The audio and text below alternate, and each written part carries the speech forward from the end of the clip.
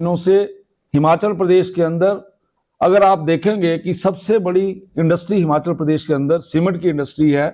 दुख का विषय है कि पिछले पौने 2 महीनों से सीमेंट की इंडस्ट्री पूर्ण रूप से बंद हुई है। उसके बंद होने से हिमाचल प्रदेश सरकार को लगभग 1 महीने के अंदर 200 करोड़ रुपए का जो है वो नुकसान हो रहा है। जीएसटी, उसके बाद सीजीसीआर, ढाबे, दुकानें, पेट्रोल पंप, एम्प्लॉइज, ये सब का अगर हम हिसाब किताब करें तो ये बहुत बड़ा हिसाब बनता है जिसकी हानि हो रही है। और मुझे इस बात का दुख है कि हिमाचल प्रदेश सरकार कभी एक कमेटी बना के भेजती है जिसकी बात फेल हो जाती है, फिर दूसरी कमेटी भेजती है, फिर उसकी बात फेल हो जाती है।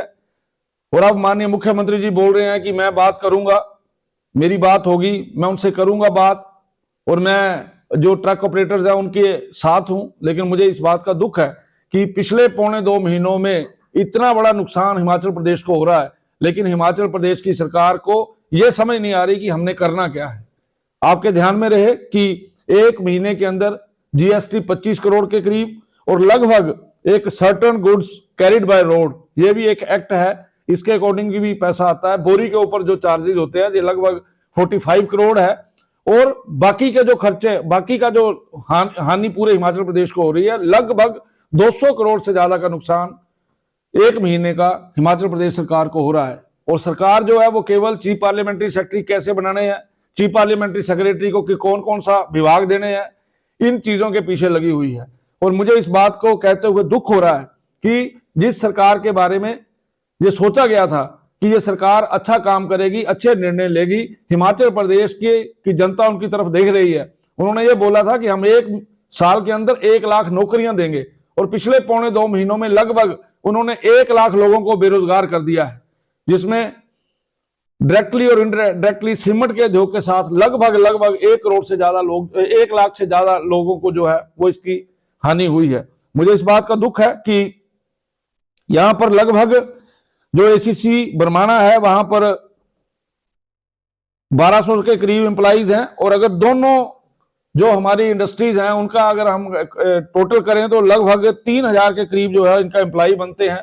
इसी तरीके से जो ट्रक ऑपरेटर्स हैं, वो जो ट्रक ऑपरेटर्स हैं वो भी लगभग 7500 के करीब बनते हैं उन दोनों इंडस्ट्रियों के, जो इंडस्ट्रीज हमारी बंद हुई हैं। और ये एक बहुत बड़ा नुकसान हो रहा है। ये बोला तो जा रहा है कि हम ट्रक ऑपरेटर्स के साथ खड़े हैं, लेकिन ये समझ नहीं आ रही कि ट्रक ऑपरेटर के साथ खड़ा कौन है, ट्रक ऑपरेटर के लिए क्या किया जा रहा है, ट्रक ऑपरेटर की बात कौन सुन रहा है। इसलिए मुझे ऐसा लगता है कि अगर यही हालात बने रहे तो ये केवल और केवल बिलासपुर जिला ही नहीं उजड़ेगा, हिमाचल प्रदेश के ऊपर इसका बहुत बड़ा असर होगा, जो कि बड़ा दुखदाई है। सरकार बोल रही थी कि हम यहाँ पे आए हैं और हमने गारंटियां दी हैं। अब उन गारंटियों में एक गारंटी के ऊपर तो ये आ गया कि घर के अंदर लड़ाई होगी। अब बोला जा रहा है कि एक महिला को 1500 रुपया जो है वो मिलेगा। सरकार बोलती कुछ है और करती कुछ है। किसी को भी जिसको नॉमिनेट किया जा रहा है उसको कैबिनेट का दर्जा दिया जा रहा है। सरकार को जिस काम में लगना चाहिए था, ये सरकार जिस समय बनी थी तो सुक्खू जी ने बोला था कि हम व्यवस्था परिवर्तन कर रहे हैं। क्या चीफ पार्लियामेंट्री सेक्रेटरी बनाना व्यवस्था परिवर्तन है?